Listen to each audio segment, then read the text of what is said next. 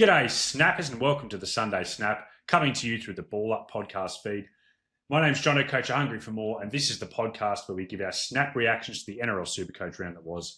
Joining me tonight to talk about all the big news coming out of round two is the Sultan of Spicy Takes, the Prince of Pods, the Coach of Tubes Pods. Tubes! How you going, mate? Yeah, not bad, Jono. I'm coming off a bit of a low today. I think I messaged. Just give me a minute to just talk. Like I messaged the group last night saying like today was a big day for me from a SuperCoach point of view. Captaining Turbo, Ponga, Greg Marju, Lucas, and it started well. It started high. The first half of that game was looking very, very good. The first 28 minutes, Tubes.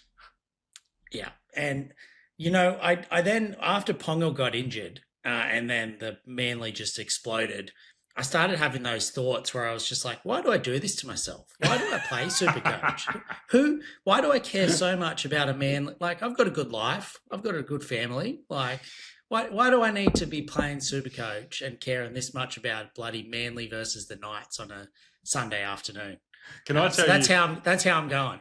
Geez, one of my favourite parts was when there was the early Greg try, which I know you're up and about with, and I text you saying, Greg, how good? And you responded to me saying, I'm at the gym on the treadmill, just had too much nervous energy to be able to sit still. So you've actually gone for a little mid-game run just to get those nervous energy out of the body.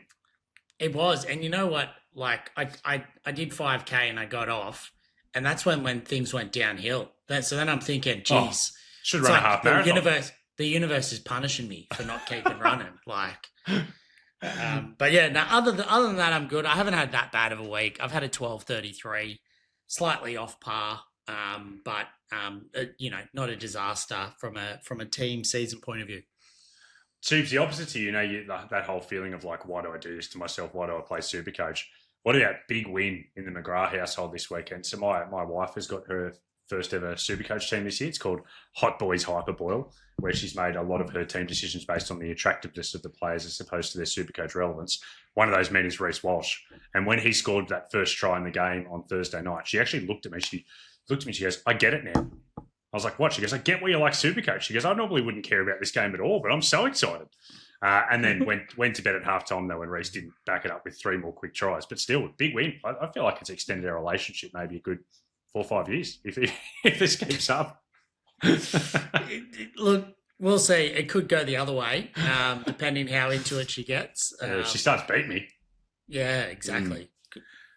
But no, Tubes, look, interesting round. There's a lot of differential in scores. I've had a 13.91, which feels pretty good. I was obviously hoping for a bit more at a Herbie, and I've got a few things I'm going to need to fix up from the team. But I know that many people are not alone in that. So with that being said, let's get straight into our first segment of the show. It's time for the Rage Trades. Are you little?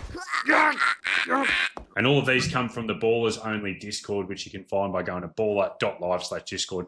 Come in and be a part of the conversation. It is a ton of fun. You won't regret it. Some great advice, some great chat, and yeah, it's awesome to get yourself in there. So our first Rage Trade comes from Degenosaurus, and this was a Roosters man, one that is quite well owned amongst the Ballers. Angus Crichton, Tubes, who had a 53 points, all in base plus power this week, which was a nice improve from his round 1 base plus power performance. He came off after 77 minutes. No reported injury. Just looks like he was gassed, and with the game on the line, the Roosters have pulled him off the field. Where are you sitting with Angus Crichton? Yeah, I don't think he's a rage trade. I think he's a sensible trade for this week for me. No case to hold with that base plus power improving? I just think it comes down to there's so many good back rowers to look at getting this week. So you can't have started with all the cheapies and all the good ones. I think with the way that we looked at the team structure at the start of the year, with the improvement in the stats changes for some of these forwards, people went more heavy in either the back row and the front row. And now you've got to figure out a way to get these cheaper or mid-range players. And like Angus seems to be the number one person for me to trade if you didn't get Lasardi, Martin, etc., etc. Yeah, look, in previous years, I'd be willing to hold Angus. I don't think he's going too badly. But with that context, choose of all the cheapies, there's Noah Martin, There's obviously Lasardi, we're going to talk about this episode a lot with the injury to Sean Ballr. Like, they're just guys that people have to be missing out there, and I can completely understand the move. And he's likely gone from my team too. Like you said, not a rage trade. Yeah, I can hear you. Tubes, the other one I know is another Tubes pod. This one comes in from Marty Cos. It's Sammy Walker, the Roosters halfback, who had a 51 this week. I think it was following up a 54 the week prior. No try assists, no line breaks, no line assists. Still got a score of 51. How are you feeling about Sammy Walker 2 weeks in? Yeah, I think he's a very good rage trade candidate because I haven't been feeling good. Hasn't been showing his trial form at all. I also didn't like this week against the Bunnies that DCE took a little bit more control on that right-hand edge and played well. It wasn't like the Roosters had a poor performance. It was hard to see Walker coming in and dominating the game. They've got the Panthers next week, I believe, and then they're on a bye. So pretty tough sort of draw coming up. So pretty tough sort of hold, I guess, for the next 2 weeks with the Panthers into a bye. Not a bye. Panthers into Manly round 4. I must have been thinking of someone else, and then the bye. So, maybe a bit of an easier hold in that situation. But look, I think for me, you want to have the right gun half, and he hasn't been it to start the year. I think I might end up holding just because I want to make my 3 trades elsewhere, which I'm sure we'll talk about as the show goes on. Yeah, Tubes, you and I fell into this with Sammy Walker a few years ago, didn't we? We owned him. He had a pretty poorer start to the year than this, and you and I held him waiting for it to come good. It didn't until the second we traded him. He came out and got like 160 against the Dragons on Anzac Day. That break even of 109 still feels pretty achievable. I guess that matchup next week is hard. I can definitely see a world where Sammy Walker turns it around, but I could understand people going up to a proven gun like Nathan Cleary or going down to Adam Doueihi, who had a really impressive performance this round as well. So I would get the trade. Again, I don't think it's a rage trade, but I imagine a lot of people might have other things they want to prioritise over Sam Walker. Doesn't stand to lose too much cash. The last one, Tubes, is Reed Marnie, which comes in from SK567. Reed Marnie had 41 on the weekend, but the big concern is no 80 minutes. He played 56 minutes before being replaced by Sonny Luke. And I will say Sonny Luke was significantly worse than Reed. Reed did not have a good game. Sonny Luke was worse. What do you think about Reed Marnie? Is he a rage trade candidate with his break-even of 35? I think he has to be, especially if you went for Reed and not Harry Grant. If you went for Reed as your primary hooker, that's got to be tough. Watching Harry just absolutely kill it and sitting there with Reed. And it's just must suck watching Reed and cheering for him because he's just not a fun SuperCoach player to own. He's not a fun NRL player to cheer for. It's no good. I think, I agree. If he's your hooker number one, I'd make it a priority to get him to Harry this week, especially with the form that Harry Grant's in. And if he's your hooker number 2 and you've got other things to worry about, that break even at 35 is pretty manageable. Maybe Sonny Luke got brought on just to spark the attack. They were significantly behind at the time, the Cowboys. Maybe he goes back to 80 next week. But I think if he's your hooker number 1, get rid of Reed. Goodbye, Reed. All right, let's get to choose. We're moving this up in the episode. Let's get to our ready to explode players. This is also all from the Ballers Only Discord. And the first one, Tubes, I think is going to be a massive talking point in the SuperCoach world this week. Tanner Boyd has been put to us by a great baller contributor, Tom. Love his work. He's in there always asking questions, helping people out. Now, Tanner Boyd, Tubes, he's gone a 93 to back up his 131 last week. Awesome game against the Raiders. Break even of about negative 47 he will have. So he stands to make a ton of cash. What do you think of Tanner Boyd? Is he ready to explode? Could this be the year that Tanner puts it all together? I mean, I think he's exploded, that's for sure. He exploded last week with his 131. If somehow you managed to start with Tanner Boyd, you will be absolutely cheering after these 2 games. I think he's a trade-in option? Probably not, because I think you just have to go off history, and history suggests he's not a SuperCoach option, Tanner Boyd, even with the huge negative break even. And I just don't think that you're looking at going a big cash buy this week versus, you might be, but actual real cheapies with proven or proven Supercoach guns that are more mid-range than Tanner Boyd. Yeah, I do get the appeal, and he looks great. The Warriors look really good. You spoke last week, Cheers. You said you reckon they're one of the best coached sides in the NRL, and I think we saw that again. He averaged 58 last year in his 8 games. He had a high of 87, so it's not like he's kind of this guy who's known for having these huge ceiling games. He only had a lower 30. I think the goal kicking generally boosts that up and kind of lifts his floor a little bit, but it's not for me. I wouldn't trust playing him in my team. If I had to have him for a 3-week spell, I wouldn't feel great. I think there's a small score coming up for Tanner, and if I'm buying a guy at 580k, I want to feel pretty confident that I can play him in my team as well as have him make some cash. Good luck to people who try it. He could come out Tubes next week. If he gets 100 again or even 80 again next week, that 93 is now in his rolling average for a couple of weeks, and he really could explode, but I would not be taking that on. And if I was a Sam Walker owner, I think I'd rather take the fly that Sam Walker comes good than going sideways or down to Tanner Boyd. Yeah, I don't think he scores. You weren't as fiery there as I thought you were going to be. I don't think he scores higher than that again this year. But I'm also not willing to completely rule it out. But it's just, you don't buy Tanner Boyd in Supercoach, I don't think. Anyway. All right, our last ready to explode player comes in from the great Uncle Rod, big baller. Uncle Rod, always love when he pops up. He has put forward Tubes Kai Pearce-Paul, a.k.a. KPP. KPP did explode this week against the Cowboys. He had 2 tries, one of them coming off a kick for his score of 98. Also really impressive, 58 points in base plus power. We did see him become a good, solid base plus power man at the Knights. And now it seems like finally the shackles might be off at the Tigers with the way that Benji Marshall wants to play. What do you reckon of KPP? Oh, I love him. Love him as a purchase. Love him as an option. He was in a number of my drafts until he missed that final trial. So I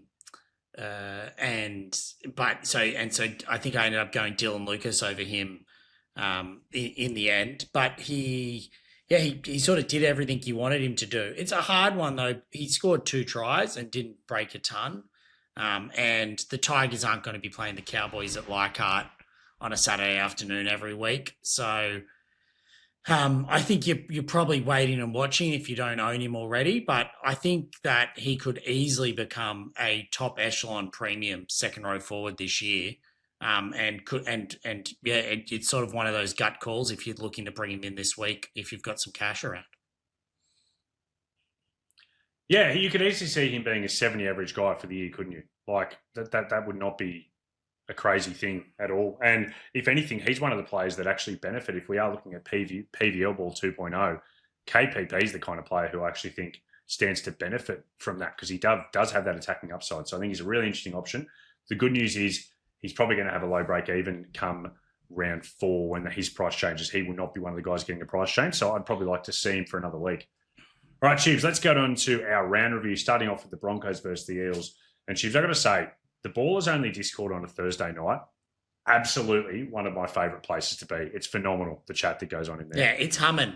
It's humming on a Thursday night and possibly even a Friday night as well. Obviously, but certainly Thursday, that's when most people probably aren't at the pub with their mates, and so they're sitting at home watching before a day of work the next day and sort of just connecting with each other in the Discord, which is really good to see.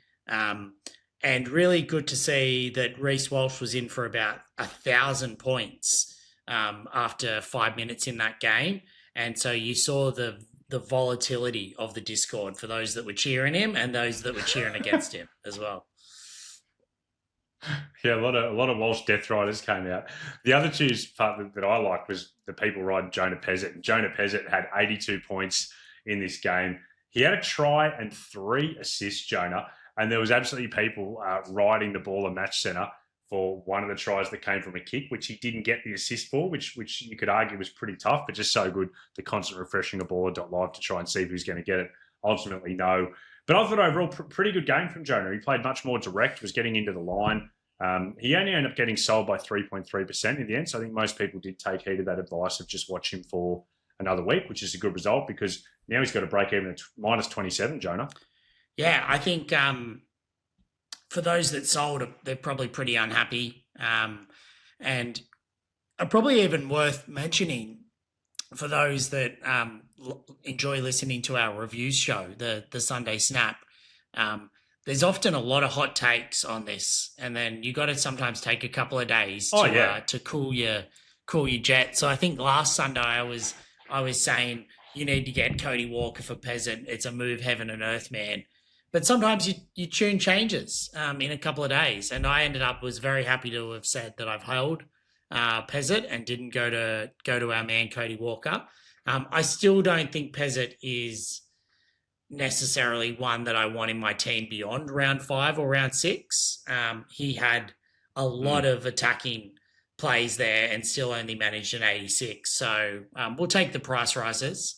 But yeah, certainly doesn't look like a viable SuperCoach option for your 17 or 18 each week. Yeah. Tubes, I would say that Sunday night Tubes and Monday morning Tubes are two very different people when it comes to their SuperCoach opinions. And then already, seriously, by Monday morning, 10 o'clock last week, you were texting me going, yeah, I've called on selling. I'm probably going to hold Peasant. Don't think Cody Walker's a heaven and earth man anymore.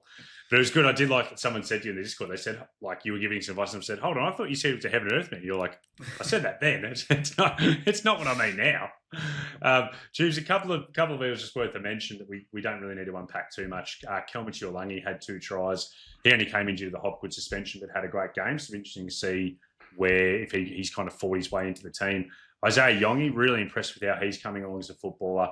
He had a 99, and that's a great game to back up his 67 when they were well beaten the week before. And Mitchy Boy Moses, 65 points. He had 2 assists, 20 points from goals. His break even 62. So it's kind of, it hasn't been the ideal start for the Mitchy Boy owners, but we'll see how that pans out. Tubes, did you want to speak about anyone else? I need to say that just as what we thought this game was a continuation of PVL ball 2.0. Which hasn't played out as much as what we would have thought over the remainder of the weekend. I just think we saw 2 teams with poor defense on Thursday night and just so many tries being scored. So I can't see Para putting this many points on each and every week. But yeah, overall, Iongi was probably one of the standout players for me. What do you reckon? How are the Broncos going to bounce back this week against the Storm? I think they'll be fine. You reckon they're going to put up a fight? I think they'll be fine. I think they don't have, it feels like they don't have as many good players. It's very going to be Reece Ball. And that sounds crazy to say because they do have good players, but they're going to rely heavily on Reece.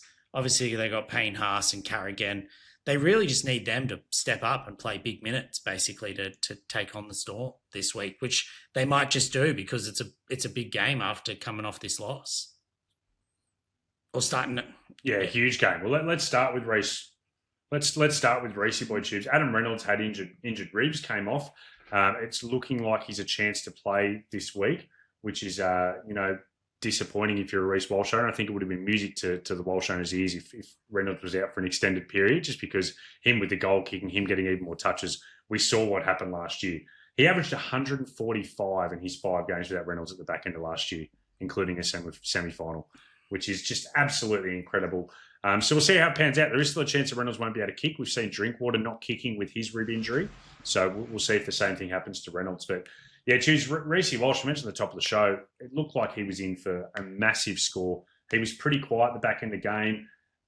He had knee and shoulder complaints at different stages. His draw really opens up nicely from round 4 onwards. What's your priority sitting with Reece Boy? I think he's around 4. You're certainly not buying him this week. You're certainly not selling him this week if you own him. But I think you want to have the cash to look at bringing him in for round 4. I think we'll talk about Sua surely in a bit when we get to that game. But Reece will, with that draw coming up, Reece will be the number 1 fullback probably from round 4 onwards.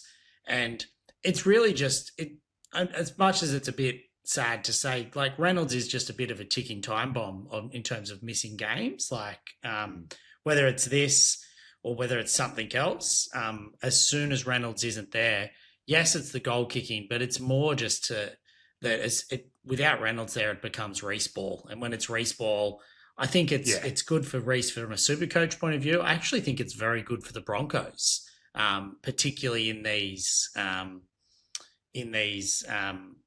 regular season matchups where they're just looking to win. And it sort of suits the style of footy that it feels like they need to be playing to win. Like, I don't think they're a grind it out and win 10-8 type team. Yeah, they're going to be Supercoach relevant for both themselves and their opposition. I'd say a lot of the weeks they play. Cheers, Payne Haas and Pat Carrigan. Really interested to hear your thoughts on Payne and in conjunction with that Paddy Carrigan, who you mentioned before too. So Payne's at 103. Great score. Well done to the people who had the vice captaincy on him or the captaincy and managed to get that score in. He was actually the second highest projected player on Ballr for the round of an 86.7. So he's done really well for people who played the projections. He was on 80 after his first 30-minute stint choose with a try. He only ended up playing 57 minutes. I'm just wondering, are you concerned about the minutes? Because when I went in, I thought, okay, Payne's had a down week. Paddy Carrigan must have played 70 minutes this week to make up for it. He played 66. I wouldn't say like huge minutes. I am a little bit concerned about the minutes of Payne. Yeah, it's an interesting one. Xavier Willison played 58 minutes, which I'm guessing was mostly through the middle. So, am I concerned? Maybe a little bit in terms of feeling safe and comfortable to have the straight C on him, like I think everyone felt was a lock and loaded thing. But I'm certainly not concerned with him in terms of having him in my side or thinking of him as a sell option. So, it's a part well done to those that captained and vice captained. But, geez, if you told me before the game that he was scoring a try with a line break, you'd be thinking he's going 130 plus. So he sort of got away with one for non-captains. Yeah, exactly. Yeah, I would just say, choose before people pick you up on it afterwards. Jack Gajewski came off, I believe, with a concussion. So that's where Willis played a minutes. But you could also argue exactly. That's what I was going to say. You could also argue it's actually worse. You expect him to get bigger minutes. I'm trying to work it out. Like, I just can't see it. Like, Jensen played 54 minutes. Like Corey Jensen. That's more than usual for Corey, but only by like 10, 15 minutes more maybe. Yeah, it's interesting. Choose the other one from the Broncos is your man, Gerhemet Shibasaki. There he is on my shirt. The great young GI you coined him last year. He's looking like, I think someone in the Discord said, he's looking like current GI at the moment. He scored 20 points, had a terrible defensive game. Like, you can't understate how bad he was defensively. He only had 26 points in round one. He's now sitting there with a BE of 153. What's going on with your man, Tubes? You got any insight for us? My 2025 man just hasn't come up for 2026. So I can't see it. I don't know what it is. Like, is it a change? Is it a preseason? I can't work it out because he's still in his contract year. He's still looking for that next opportunity. He just hasn't looked the same. He's looked back to pre-2025 Shibasaki, and I'm hoping for his sake he bounces back to get that big dollar Bears or PNG contract, but certainly couldn't be tipping anyone into buying him from a Supercoach point of view. And the way he's looked, I wouldn't be shocked if he was out of the team in a few weeks' time at the moment. Wow, they do have the depth, don't they? They've got Grant Anderson, Jesse Arthur's waiting in the wings, so it's not a crazy opinion. Geez, I really want young GI to bounce back. I don't. It was too good of a story last year. Can't have it ending like this, Tubes. No way. All right. Let's get into our next game, the Warriors versus the Raiders, which is a massive, I don't know if it was a massive upset, but the scoreline of 40-6 certainly was.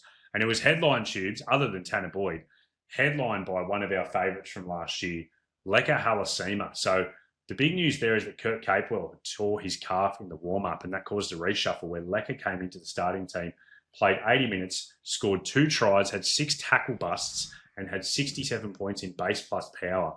He looked unbelievable, Tubes. Yeah, like huge option now. So if Capewell's gone for a while, which obviously, as you just said, it sounds like he's going to be, he's a massive option, Leaker. If he's like 80-minute back rower, he's such an attacking weapon, and he looks so good again the other night.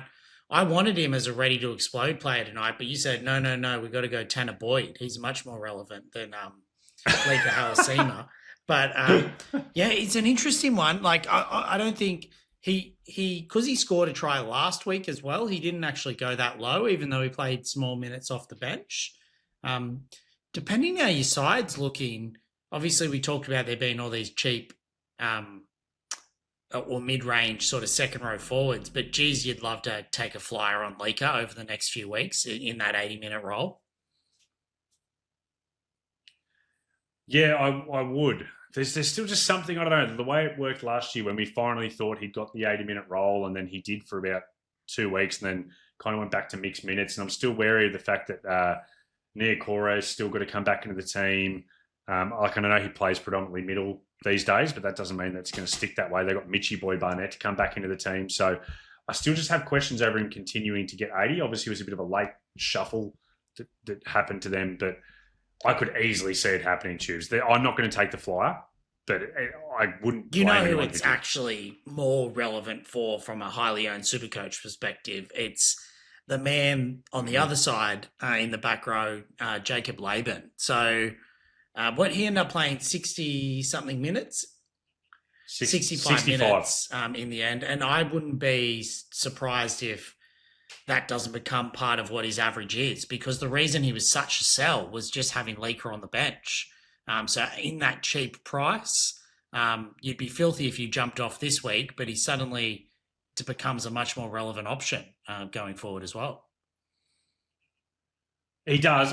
Most sold him, like 8.3% of Supercoaches sold him this week. He's still owned by nearly 6%. But even with all you just said, still if he's your only way to a Lasardi or a Ho, and he's pronounced Sarama Ho, I was listening to commentary this week, Ho or Rauchi, Ryan Couchman, I still would do it.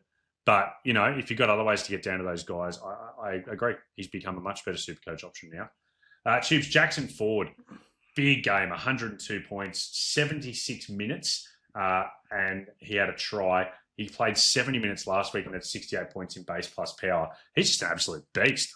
Absolute beast. I had him at the back end of last year as a pod option, and I think he got suspended the last. And then he got suspended the last 2 games. I think I bought him and Dewey in that week when Dewey got injured and was out for the season, and he got suspended for the last 3 rounds. But that was with Barnett out. So when he gets minutes, he's a huge option, as we've seen these first 2 games. The reason he's not an option likely ongoing is we know Mitch Barnett's coming back just around the corner. I know he's just signed for the Broncos for next year, but unless suddenly something happens that a deal gets done to switch him this year, then he won't be an option at the moment. Yeah. All right. Well, last row just to mention is Ali Leotawa. Awesome player, 77 points with an intercept try. He had an assist. He had 14 points in tackle bust, but only 7 runs. You'd like to see that base go up a little bit more before he becomes a serious option. On to the Raiders side of things, Noah Martin just getting it done again, Tubes. 66 points, all in base plus power. I think the big thing from a Supercoach perspective was he's still got 80 minutes, even with Timoko coming off the bench and playing 20 minutes himself. He was by far the most traded in player this week, and I think he'll be a very highly traded in player again next week. Just unbelievable. He looks very good. There was a lot of chat coming around. Don't expect this base plus power every week, but I'll believe that he can't do it when I see it, because he just keeps churning it out in the minutes that he's getting. But the main one was just him getting 80 minutes. I think we saw Timoko come on, we saw Simi Sasangi come off, and we saw him then move a little bit through the middle. But we didn't see Noah Martin's minutes affected by that rotation. So I think that's a huge win. Yeah, we'll see next week. If Timoko starts and Sasangi's off the bench, it still wouldn't surprise me if he lost 15 minutes. But I think even with a 65-minute role, Noah Martin's shown us, that he loves scoring tries. There was a couple of times in the game where he overcalled. There was one where they just had to go left, but he was there shouting so hard on the right that Starling went right to him. And he tried to score and didn't. There was another one on the 5th tackle when the game was still in the balance. he dummied and went himself from dummy half to try and score a try. So he's looking for him, Noah. And he's got that, like I said, the base plus power looks pretty rock solid. So even at 65 minutes, he looks to play, and we'll see how it impacts Simi Sasangi if Timoko gets the starting role next week. Tubes, the other one from them is Ethan Sanders, who I traded in this week. I think a few people in my life tried to talk me out of the Atkinson to Sanders sideways trade. You could have almost called it a downgrade the way things played out this week. He's had a 37 after an early try, assist and a goal. I think he was on 30 points after about 15 minutes. He's finished with 37. How are you feeling about Ethan Sanders after that bit of a down performance from him? I feel all right, but I didn't just trade him in from Atkinson. So I suppose it's more how are you feeling at the moment, because I think he's going to be fine for those that started with him, and I do think that he will continue to score well. But yeah, certainly coming down from the highs of last week. Yeah, look, Tubes, obviously not ideal with Sanders only having a 37 and Atkinson having a really good game for my sideways or downgrade this week. But I'm still confident Sanders is going to come good. It was a wet game over in New Zealand on a Friday night. He only got one goal. I'm pretty confident Sanders will come good for me eventually and will still be a more reliable, playable option than Daniel Atkinson. But we'll see how it pans out. The last one from the Raiders is Hudson Young. Tubes, he had a 57 all in base plus power. I just want to say about him that I think last year and the form he showed doesn't seem like a one-off. He's in everything for the Raiders. He had a couple of moments where that score nearly went much larger, and I think he's going to be one that we're all going to want in our teams by the end of the year. I agree, 100%. I think he's still the focal point of their attack, and I don't see that changing too much. All right, next game, Roosters versus the Rabbitohs.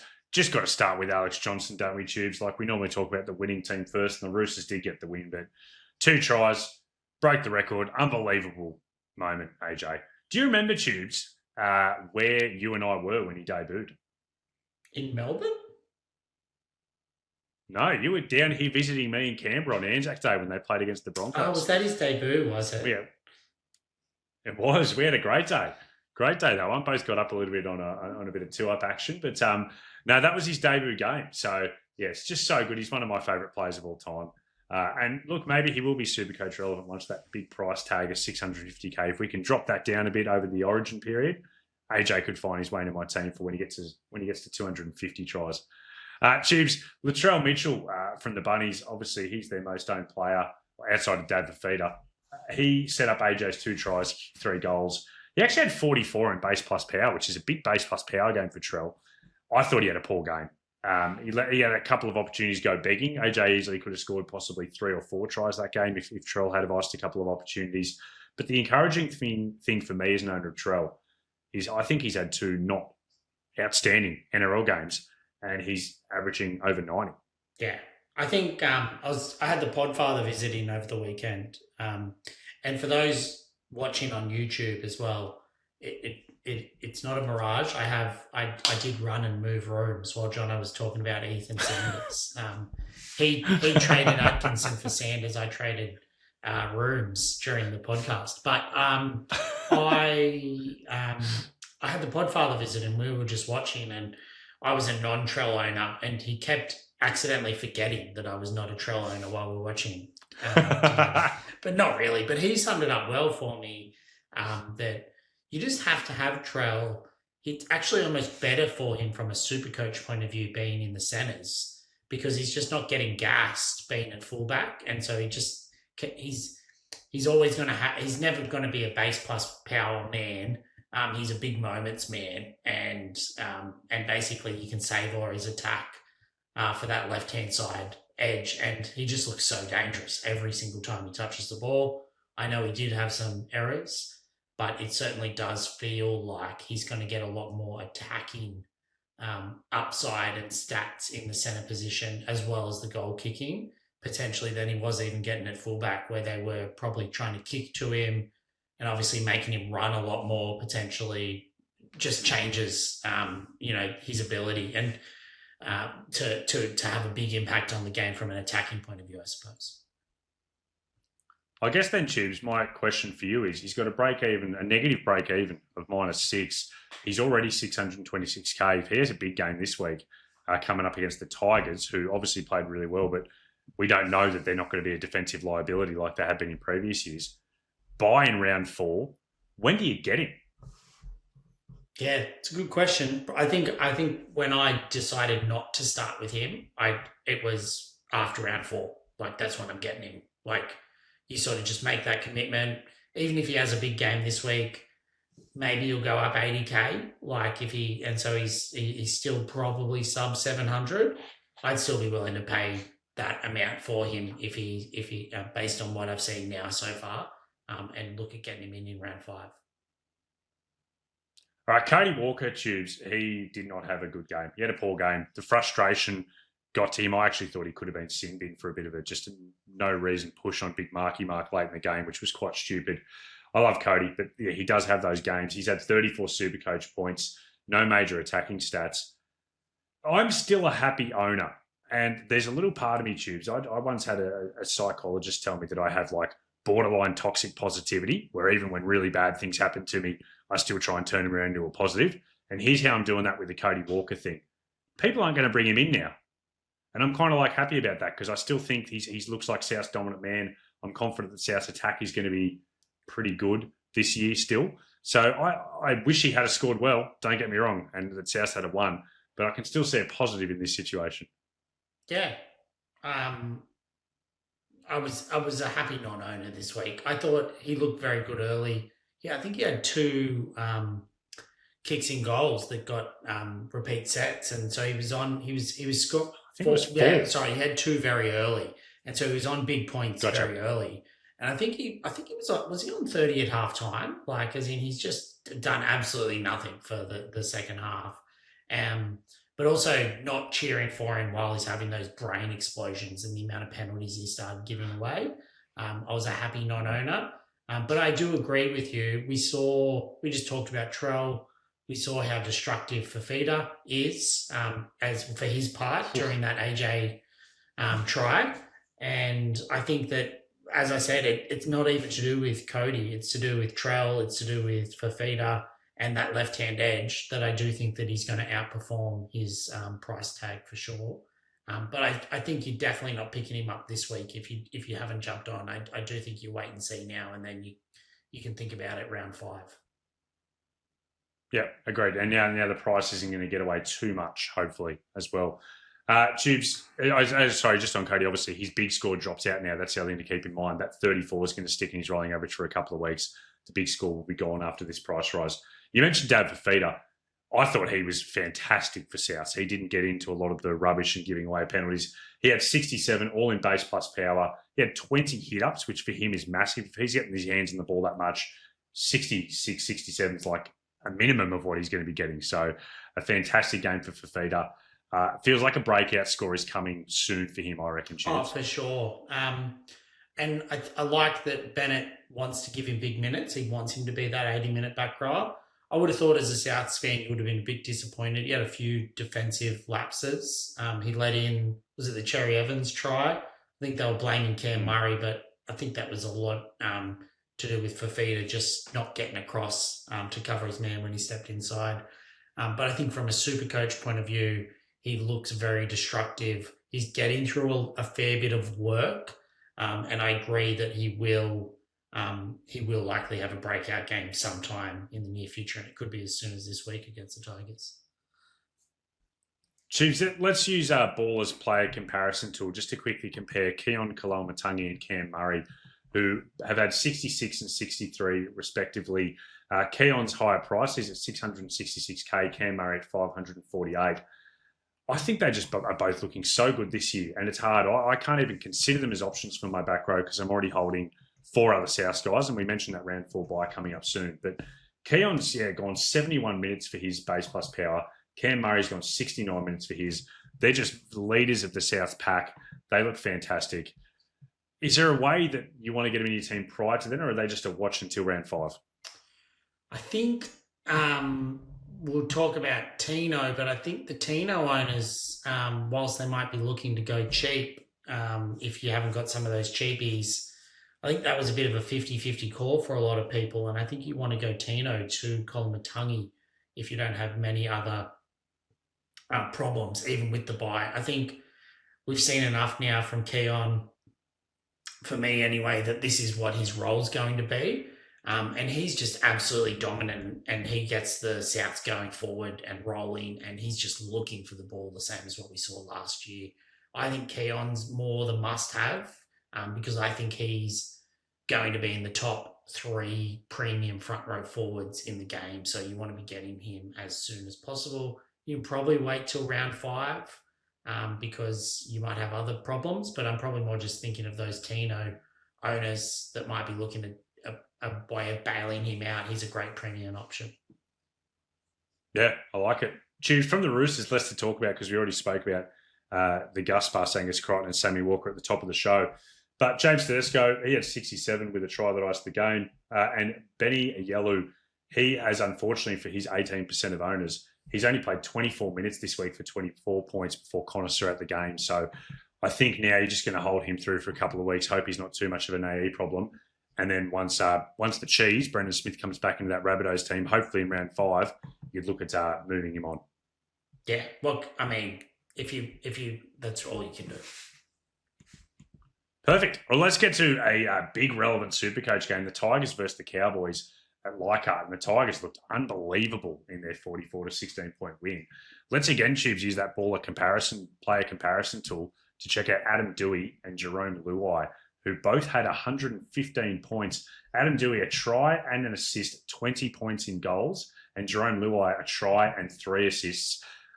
He did have the most touches, Jerome Luai, which I thought was interesting, more than Doueihi, but it was actually very close. It was quite well fair shared. What do you make of both their games, Tubes?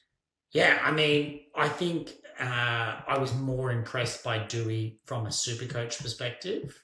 For me, it felt like everything went right for Luai. And they were absolutely dominating them. And we know from his years at the Panthers, but certainly he gets on a roll. Probably a flat track bully, you'd call him in that similar terminology. But when he's rolling, he doesn't let his foot off the throat, and that's really what he was doing. And he was up for it. Everything he was sort of touching seemed to be coming to gold. He obviously had a try, 3 try assists, a try contribution. Whereas Doueihi, I think, just played that more steady hand. I know he did score a try as well, but I do think that he just, from his touches, they were just that standard halfback quality. He's got the goal kicking as well. He's got 115. I really liked from what I saw from Adam Doueihi. Even little things like they put a kick in at one point and it should have been a repeat set, and he was there at the back to gather it up and then made it out. And I think he made it out to the 5 metre line. The try that he scored, like, he just never stopped giving up. Like, he scored the try. Like, I think that he is a very relevant Supercoach. If I had a trade to spare this week, I'd probably be going Sam Walker to Doueihi, given the fact that his price will not rise now until after round 4, though. I think you get another week to watch, but I'd be shocked if I wasn't looking to bring in Doueihi round 4 into my team. Yeah, that's a really good point, Hughes. Because of that round 1 bye, we do get the extra week look at all these Tigers boys. Sam Weller-Finau, I thought, was super impressive. He had 109 points, 74 points in base plus power plus a try. He was big, strong and aggressive, Sam Weller. Matt Cassini, the Mack truck, he had 46 in base plus power for his 48 points. Look, he didn't explode like we might have thought he would in the trials, but it was still a really solid, good NRL game and shows that he's going to be a very playable option. Choose the most interesting thing for me, and it became even more relevant with Taylor May going down. He had a shoulder injury. He's going to be sent for scans. Looks like he could be out for a while. But Matt Cassini was actually playing on the left. Now, he was in the team to replace Stafford Toa, who's usually right centre. Taylor May had been on the left, but they actually swapped their edges to allow Matt Cassini to play on his natural left side. That to me means he might have been the centre anyway in this team to make that kind of swap around. I thought that was really interesting. Yeah, possibly. Or he was going to be that left-hand wing side, and they think that the left side is more like that's where he needs to play, like rather than whether it's centre or wing. Yep.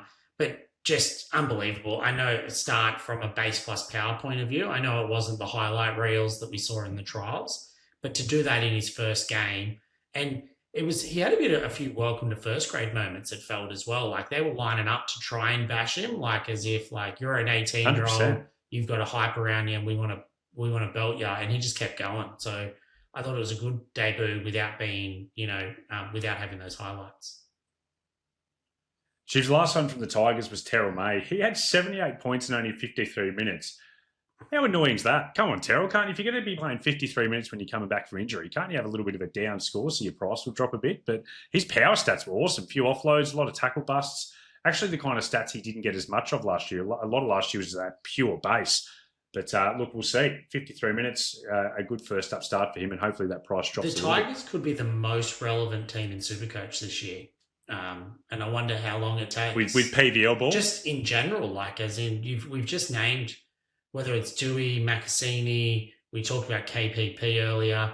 How do you not own Terrell May at some point? Like he was just bouncing off guys, like as in, and just so he'd have a run and he'd have 2 or 3 tackle breaks in a row at some point. And we know that he can play 70 to 80 minutes when he's back, at a pinch. And yeah, so it's going to be a very interesting year for Tigers, and I think there might be a few more Tigers fans this year with SuperCoach relevancy. Chief Scotty Drinkwater, he had 58 points, 2 assists, not goal kicking, probably likely due to those ribs and him not being able to kind of rotate properly. He was sold by 11% this week, and well done to the 11% who took the plunge early with that rib injury. He's still in 10% of teams. I think that should be gone. He's got a break even 164, and Sua Fa'alogo, who we're going to talk about in the next game, he's sitting right there if you don't own him and you're a Scott Drinkwater owner. So I think he's got to make way this week. Chief, the Cowboys centers Tommy Chester and Jackson Purdue had 74 and 71 respectively. It was also very respectful. Tommy Chester, great try, 48 in base plus power. The big test is going to be next week when Zach Labert is finished with his suspension. Will Chester hold his spot in the team? Do you have a prediction? Do you think he's going up? I think so. I think he's looked pretty good defensively. We talked Macassini didn't do anything amazing, but I think Chester held his own against him. I've liked his work rate, and I thought he was pretty good defensively. I know that changes will probably be made at the Cowboys just because they've had a poor performance, but I'm hoping it's not Tom Chester because I thought he's looked pretty good. There's got to be a chance that Jackson Purdue moves back into the halves was the other thing I was thinking, Tubes, as well. But we'll see how it all pans out. Helam Lukey had 57 this week. 43 of that came in tackles. I think the biggest thing is, he did not have a good NRL game, particularly in the first half. He had an absolute stinker defensively, gave away a bad penalty, which got him placed on report. He also had a pretty key error as well, just off a simple drop ball. The biggest thing is, though, he played 80. And it looks to be his role. So I think if you're a Helam Lukey owner, even though he didn't quite get the score, you're confident with how that role now looks after 2 weeks of seeing it. Yeah, for sure. Was John Bateman still just not seeing insight as to what's going on? Like, as in just... Yeah, he's been hanging around extended teams. I think he had some injury issues. Not sure what's going on with Johnny Boy. It feels like he's the number 1 2RF at the moment until Nanai comes back. So he's going to make plenty of coin, I think, over the next 4 to 5 weeks. All right, let's get down into the Dragons versus the Storm. And speaking of teams that like to put the foot on the throat, which has almost become our unofficial slogan of the Sunday Snap this year. We love it. But the Storm and their key man, Sua Fa'alogo, at 155, 3 tries. That third try where he did like the spin. Like I was going to call it a hit and spin. It wasn't. He just did like the quickest spin I've ever seen. It created a gap for him and he scored. Tubes, he's just a freak. We spoke about him on the pod last week about how there are going to be times where he dummies and goes himself. We saw 2 tries of that this week where he just dummied, had a little bit of space, and he's so lightning quick that he's going to ice those opportunities so often. And even if he doesn't, it's going to draw defenders in that's going to help him find space outside. So, Tubes, here's his stats. 3 tries, a try assist, 20 points from tackle busts, 3 line breaks, and 2 line assists. My big question to you, with the break even 114, is he a must-have for next week? Heaven and earth must-have. I think he is now. We were talking about it last night about if say Ponga, Turbo, and Kinney went off, like is he a must-have because there's a lot of fullbacks going well. But I think he's a heaven and earth man. I'm now going to be selling Ponga to him with the injury today. But I think I'd even sell Kinney to him at that price. And he just looks unbelievable, like as in so balanced. I feel like we felt in the first game, even though he got 116, felt like he got away with it because he had that quiet first half and he just wasn't making the line breaks himself. He was getting the line break assists. Well, geez, he changed that this week. He was just running and bursting through those holes. As you said, that little pivot, like little bit like you, I think. In that, people might think I was going to reference basketball, but the netball court, like a little bit like you when you go and then just do the spin and then head towards the ring. That's what he was doing. I'll tell you what, Danny Boy, who is a legitimately good netball player, he's not going to be happy choosing me both becoming the Ryan Couchman, the Rouchy guy, and the netball guy of the Ballr pod. So I'm going to firmly get back in my box on that one. But yeah, it was very much a netball style move. I think he's a must-have, and I agree with you, Tubes. Obviously, for people who have Drinky or Ponga, you've got an easy way out. But I agree with you that the Kenny one, I think if that's my only way to do it, I reckon I now make that move too. Not that Kenny looks bad, it's just how good Sua looks and the money he's going to make. All right, on to some other Storm boys. Harry Grant, speaking of guys that look good, his running game, it's just back this year. He had a try assist, he had 47 tackles, and importantly, he had that kind of potential lower leg injury that we were a bit worried about. Just didn't look hampered. Not at all. And he's getting good pack. He's getting good momentum from his forward pack. Obviously, we'll talk about a few of them after this, but he's just picking the right times when to go. And the attack's sort of rolling through him again, which is just awesome from a SuperCoach point of view. Well, Tubes, do you want to talk about, hurts me to say it, but I have to say it, your man, Stefano Udakamana? My boy, Stefano. You own him as well, though, don't you? I did for a week. Yes, I traded him down to my other man, Elam Lukey. So we'll see how that plays out. But geez, he looked unbelievable again. Like I mean, you sort of called it in the preseason that how good he looked at the back end of last year, and he really has brought that form into the start of this season. And I think it has been helping Harry Grant. I feel like I know we've been talking about Chan and Lasardi and that with Eli Katoa out, but it feels like Stefano's almost taken it upon himself to be like, I'm the leader of this pack now. Like, I'm the man that, get on my back and I'm taking us forward. He only played 61 minutes, which, is still good minutes for someone coming through the middle, but he's basically had 80 points all in base plus power during that time, 18 points from tackle busts. That's a pretty lock and load front row forward, where he can also score tries running off the best hooker in the game. Yeah, he looks so impressive, and I think he's just like a guy that you can now hold as your third front row forward for the year if he keeps getting 61 minutes. Choose the 61 minutes. Like I was quoting a lot of Stefano data through our preseason content. That was based off him playing 55 minutes, and he was averaging 65. 61 minutes. And like last week, he was on track to play 60 plus minutes as well. They actually gave him an early shower when the game got away. They took him off, which they normally don't. He normally plays through the end of the game when he comes back on for his second stint. So that 60-minute role could just be his role now. If that's the case with his elite PPM, you've done very well, Tubes, to pick him up and to have the patience to hold him instead of downgrading him to someone else. So well done. Let's use our Ballr player comparison tool again, Tubes, to look at these two Storm back rowers, Adu Lasardi and Joe Chan. Now, none of the Ballr contributors started off with these guys, not because we didn't like their roles to start the year, not because we didn't like their base plus power perspective. Actually, that's not true. We didn't like Joe Chan's base plus power. But the big thing for all of us was Sean Ballr. And for those who haven't seen the news, he actually got injured in his first hit-up in his return game in the Q Cup, which means now the minutes are looking like they're good for both Adu Lasardi and potentially Joe Chan. Lasardi Tubes has gone 77 points, nearly all in base plus power.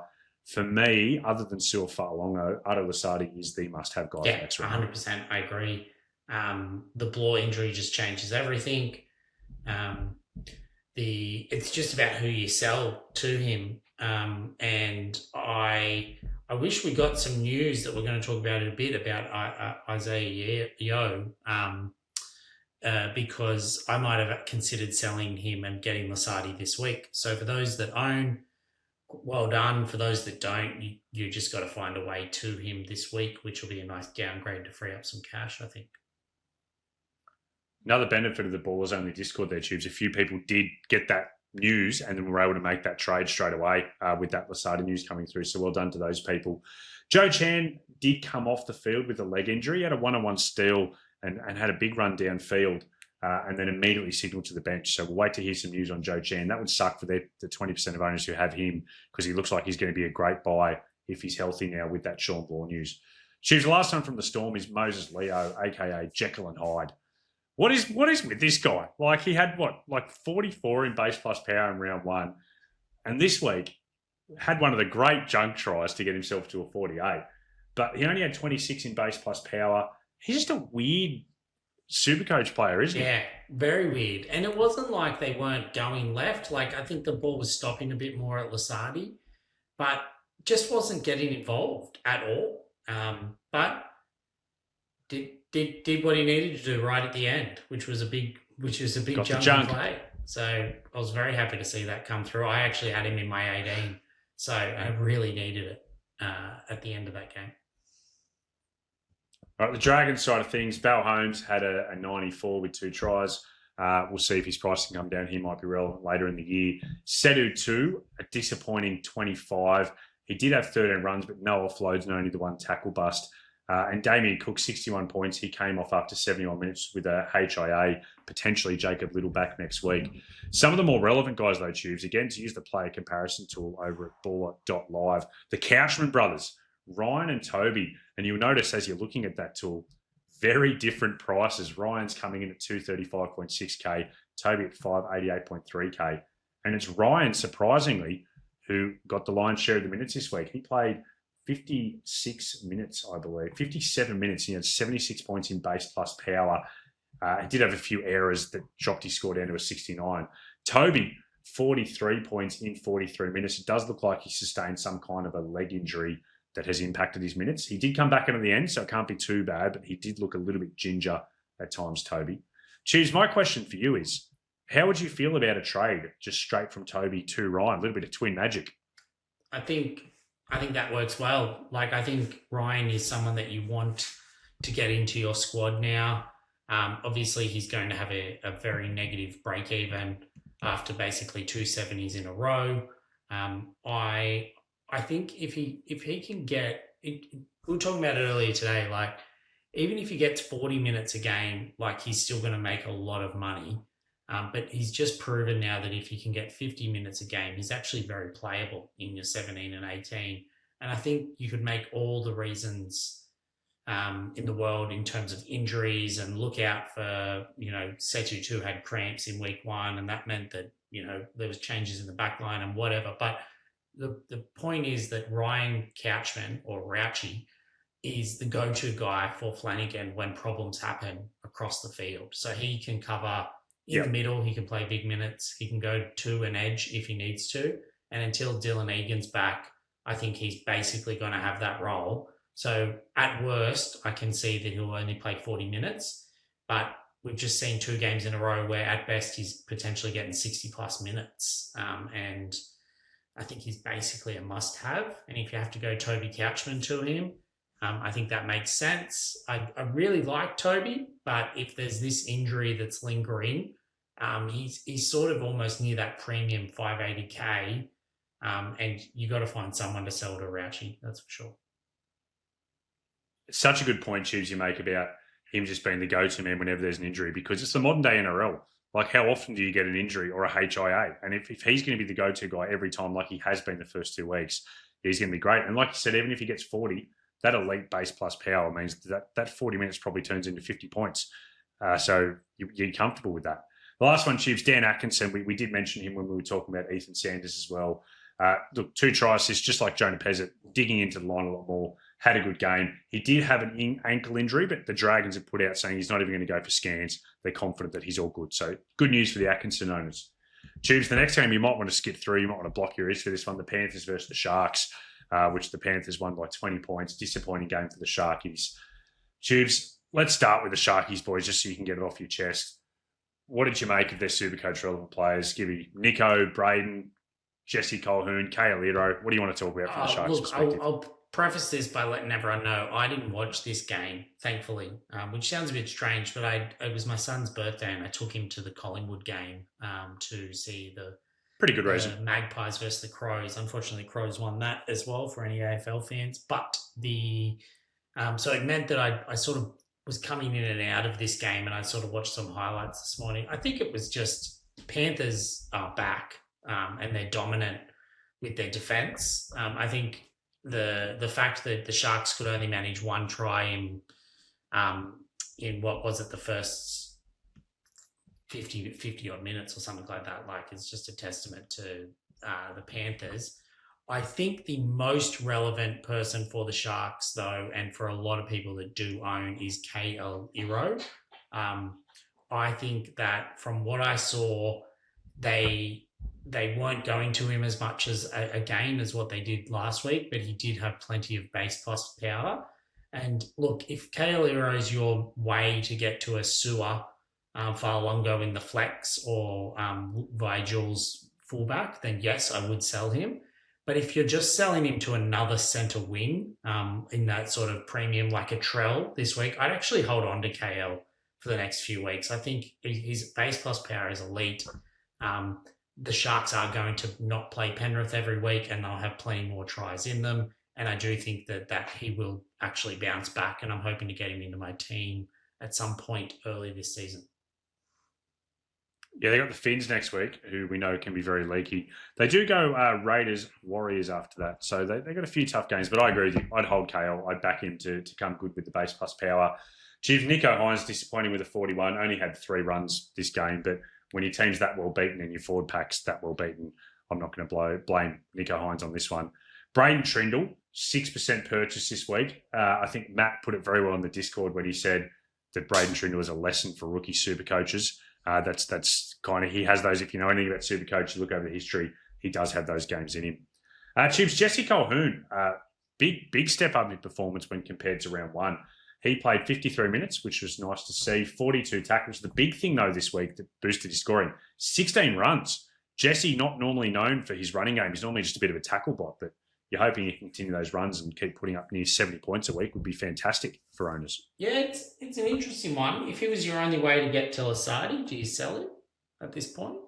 Yep, in a heartbeat. So, I mean, you sort of, it's good to see him have a good game, but he's still just not going to, I don't think he's getting to that elite, or not elite, but, that real cash generator from that thing. The only thing I'll just say on the Sharks point, that just because you mentioned their run coming up, they love playing the Canberra. Like, I'm sure it'll be a day game. It could be plenty of points. And then even though they do play the Warriors as well after that, after the Dolphins, Canberra, it's at Shark Park. And I do think the Warriors are a different team away from home, particularly that Friday night fixture.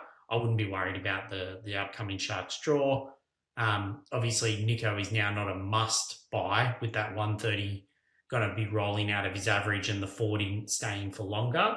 But I do think you could be looking still at getting Nico into your team over the next period of time. 40 is not the worst against the Panthers with such little stats. Yep, agreed. And he's obviously not an origin threat either, Nico. So a really good one to anchor your team over that origin period when the next man we'll talk about, Nathan Cleary, does play origin. And Cleary he's just doing it so easy, Tubes. No assists. He did have a try. But his scoring is so nicely spread across the board. He just accumulates points. Doesn't look like he's got a second gear, but he really does seem so far this year just peak of his powers in terms of how he's just running the Panthers around the field and accumulating them. I'm a very happy owner. And it's interesting because we mentioned Origin. Like, you're going to want to have him in your team before Origin, aren't you? So it's a case of when do you get him?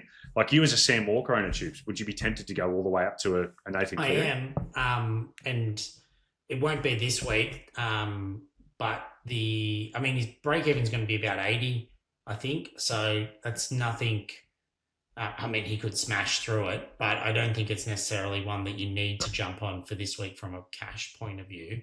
I think it's just whether or not I talked about Dewey earlier on, and that'll be the big decision for me. If Dewey's looking good and he's making cash, do you still look at somebody like that to potentially get you up towards a Cleary and then aim to get him around round 7 once Sanders has peaked as well? I don't know.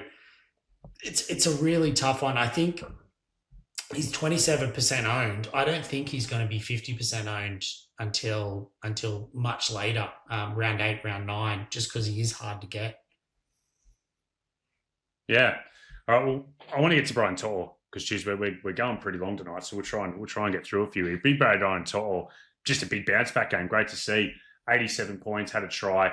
He had 25 runs and 18 points in tackle bust. So that right edge thing didn't seem to bother Big Bad Brian coming into this game. So well done to those who held. And Isaiah Yeo, Tubes, he's 62 points all in base plus power. He played 72 minutes, which on the surface looks fine. Although even then, we wanted 80. But he was in for less until Jack Cogger had a HIA and ended up being an actual concussion. Tubes, your cousin, Luke, coach of Dukes of Randwick, he posted in the Ballr-only Discord that Yeo in the post-game interview confirmed the plan is to have a rest each week with Cogger coming back on for a stretch. But Cogger will miss next week with a concussion, so maybe it changes for next week. But for me, that information means Isaiah Yeo has got to Isaiah go. He's leaving my team. I think I'd rather get onto a Lasardi or a back row with a bit more upside, because the other thing when we got Yeo, we thought this was, tackle bot era with the new stat changes, but with the way the attack's going, it's not panning out. Yeah, and I also just think that I think it's good time, as you say, with the changes and it not being tackle bot era and potentially PVL 2.0. It allows for a bit of a reset in the team with the amount of cheapies and mid-ranges that are available. Going Yeo down to Rauchi or Lasardi, who we've talked about, it just frees up so much cash to then spend elsewhere. And that can mean that you can beef out your halves like a Cleary, like we talked about it, or it means centers. It's huge. But I won't talk too much longer, Jono, because I know you're giving me the nudge that we're going along a little bit too quick. So, I think Yeo, I agree with you. Yeo is a sell. Nice. All right, let's get down to today's games. And the Seagulls versus the Knights. Just got to start off with the Kalyn Ponga news. What a disaster, Tubes. He had 52 points in 28 minutes. For those who haven't seen, suffered a hammy injury. How are you feeling watching that part of the game? I mean, I said to you, I feel like we got away with one that it wasn't a disaster. Obviously the injury, but it really felt like a what could have been, especially when you saw that second half performance by Manly. Like the Knights really could have done a number on them if Ponga and Brown stayed healthy. Ponga was looking fantastic. Obviously did it scoring a try after, I know he didn't get the try assist for Marju's try under the new stats, but really he set that up as well. It's just disappointing from a SuperCoach point of view. I think disappointing for Kalyn Ponga and Newcastle as well, like just with great start to the year, 2-0. What can you do in the positive? I haven't been told that I look on the positive side of things, Jono, unlike you, but I'll do it here. And the positive, it's an easy sell to Sua Fa'alogo for my team and for potentially others next week.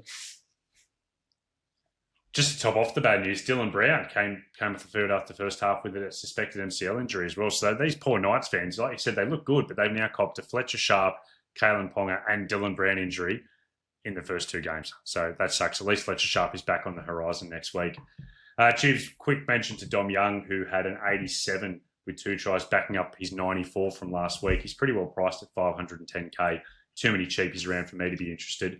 I think Bradman Best is looking in very good touch. Wouldn't surprise me if he became a keeper-level centre wing player this year. He's already kind of well priced, but he had 81 points, 2 assists, one of those which came with those new rules. He probably wouldn't have got those assists in previous years. 10 points in tackle bust. Just looks in good touch. And Tubes, Trey Mooney, who's in 47% of teams. He's had a 64 in 50 minutes. How are you feeling about him for the people who don't own? With all these cheaper options available, would you still make Trey Mooney a priority with what you're seeing from him at the NRL level? I think he'd be in the top 3 or 4 to bring in. Obviously, not many don't own. I'd rank him below. I'd have to think about it more, but I'd certainly rank him below Ryan Couchman and Lasardi from what we've talked about. I'd probably have him above Ho, I think, just because which we'll talk about in a bit, I'm a bit unsure about his minutes. Yeah, so he's sort of in the top 4, I think, cheap or mid-range options to look at bringing in because I think his role's so secure and he does look good as a front rower. The only thing I'll just add is you talked about Bess, Young, Lucas, there's other Knights. I just think with Ponga and Brown going down, these outside backs now are just not an option from the Knights, unfortunately, at least until we know exactly what's going on with them from an injury point of view. That's a really fair call. I will say Trey Mooney did look like he got hooked at the end of the game after a really bad offload and then a chip and chase attempt. The back-to-back probably didn't help, but hopefully that doesn't impact his minutes. Choose from the Seagulls. You're a Tommy Turbo owner. Look, on the surface of it, 88 points is good, right? But I'd be disappointed a little bit if I was a Tommy Turbo owner this week with what happened in this game. I put in the Discord, I captained him, and I thought he was just going to explode in that second half. They were down 30-10. It was all set up for a big comeback for Manly, like just for the Knights to, and credit to the Knights. They battled on well and they played well. But it just made no sense why Manly was so terrible. And this is what I'm saying with the volatility. Like Turbo sets up Olakau'atu. They get it back to 30-16. Brooks drops the ball again off the kickoff and they just never got momentum back. Brooks looked terrible. The Manly pack was well and truly beaten down. I think I read somewhere that Gerbo had 3 runs in 63 minutes for 25 metres. Like, I understand that locks now play a distributing role, but at some point you've got to just take the ball forward. I thought Turbo looked good. He looked decent. I'm happy with how he looked. I'm happy to own him. It's just exactly what we thought, that Manly are not looking great.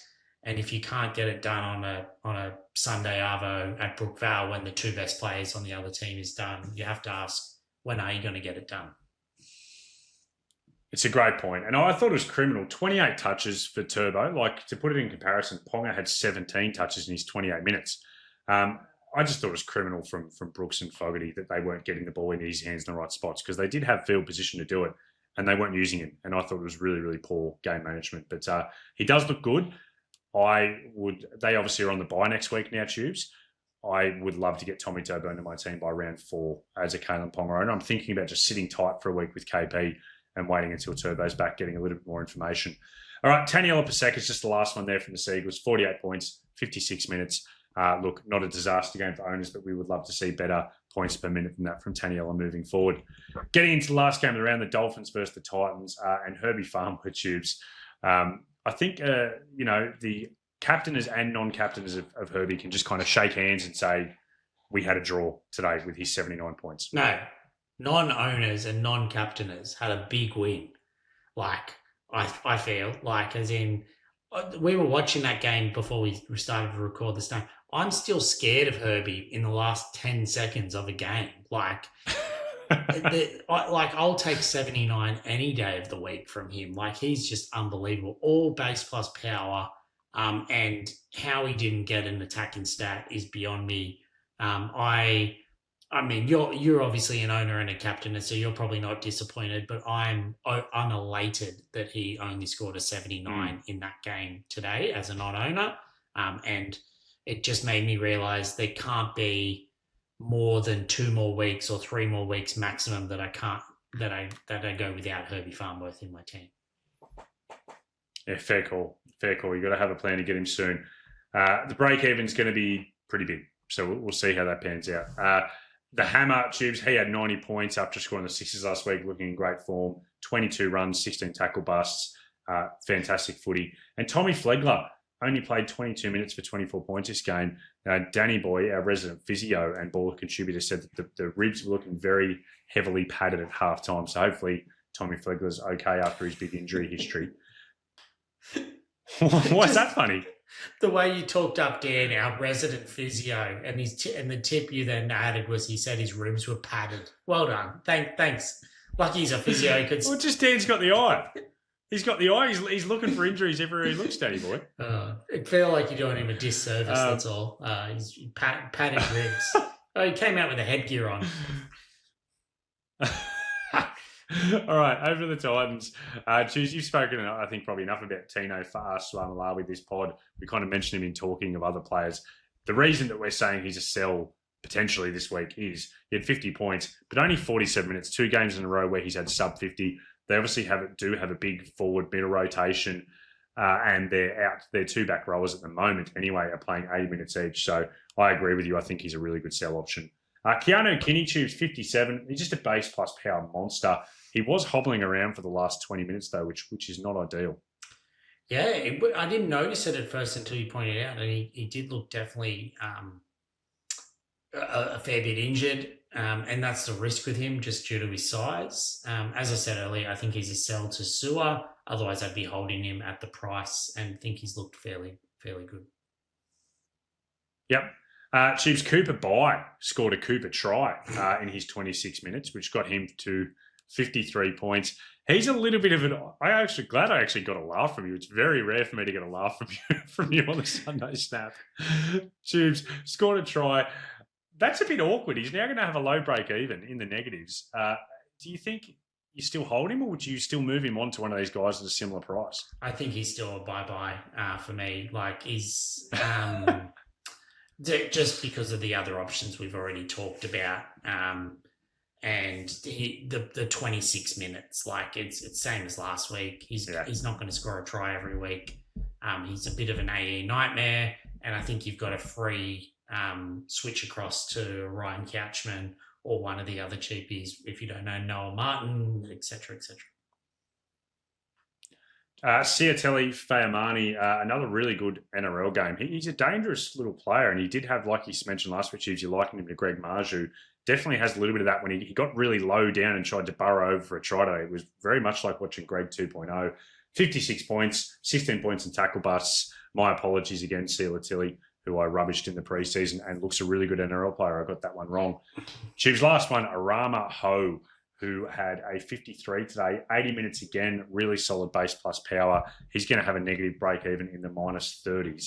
You're an owner. How are you feeling about how things are going so far? I wouldn't be bringing him in if I didn't own him. I think he looks. That's on the surface, like he's a clear brilliant. So what's the cause for me? He looks very good in attack. Great in attack, and I can see why they like him, and the fact he likes an 80-minute edge back row. His defense has been poor 2 games in a row. He missed 7 tackles again today, and that was after some obvious clangers against the Sharks. I don't know if there was any obvious ones that necessarily led to tries today, but he certainly, I think he needs to improve his defense to be an 80-minute NRL back rower. And the fact that there's the talk that Patson's waiting in the wings, had a solid Queensland Cup game this week, just gives me a pause that if he's got that spot locked down or not. He definitely does from an attacking point of view, but as we know, attack doesn't necessarily always win games. Yeah, well, the Titans have been saying that for a long time now. Chiefs, right, that brings our round review to a close. We're going to debut a new segment tonight. We're going to get into our big baller moves. This is brought to you by the Ballr Team Builder tool. And choose one thing I've been doing while waiting for the SuperCoach official app to end the lockout is I already start experimenting with the team. I've already got 3 changes brought into my team over on the Ballr Team Builder tool. So if you're one of those frustrated SuperCoaches waiting for those lockout to close tomorrow, get in there and start changing around your team and seeing how it looks. Chiefs, I just want to hear from you very quickly. What are you looking at as your way too early trade targets? Yeah, look, I've been playing around and putting them in the Team Builder tool and then getting my new AI rating off the back of it, which it does seem to enjoy my trades. And so I'm going to be doing Angus Crichton and Yo gone, and I'll be bringing in Ryan Couchman and Lasardi. I think it's going to free up about 600K for me. And then, as I mentioned already, because of the Ponga injury, I'm going to be bringing in Sua for Ponga. So I think I'm going to be then sitting about 700K in my bank account ready to explode for round 4, where the likes of Reece Walsh, Nathan Cleary and co could be coming into my side. So, yeah, I'm a bit of a bit of a downgrade week, I'm thinking, for some real cash generators heading into round 3 for me. I love it. Well, my way too early thoughts are definitely Isaiah Yeo down to Adu Lasardi. That one's locked in. That's not too early. I've had a couple of days to think about that one. That will happen. My other ones I'm looking at, Jude, which are a little bit more pod, is I'm looking at doing Angus Crichton up to Dylan Lucas, who had a solid base plus power game again today. I'm just thinking about getting myself a keeper into that position because I feel like I've got the other good ones already. The other one I'm looking at doing, Tubes, is Kalyn Ponga out for Fletcher Sharp is what I've currently got on my team builder at the moment. My thought process there is that then in round 4, I would move on either Jackson Purdue or Cody Walker, flip Sharp up from the flex into 5'8", and bring in my choice of Reece Walsh or Tommy Trbojevic for round 4, depending how Reece Walsh's game goes next week. So that's my big baller moves at the moment, and we'll see how I hold steady with those when it comes to closer to next round. Tubes, that pretty much brings us out to a close. Just a reminder, as always, for those people who help us out by liking, subscribing, commenting, we always appreciate our ballers who get out there and do it for us every week and continue to help us grow this podcast, Tubes. If you want to follow us on the socials, you search for Ballr NRL or Ballr SuperCoach on all the apps, and you'll find us. Tubes, Tuesday show is going to be a big one. It's probably one of the most important, if not the most important, trade weeks of the year, round 3, before all the first price drops come in. Really important to have your team set up. I'm going to be on with your brothers, Matt and Dan. Do you reckon they're primed and ready to go?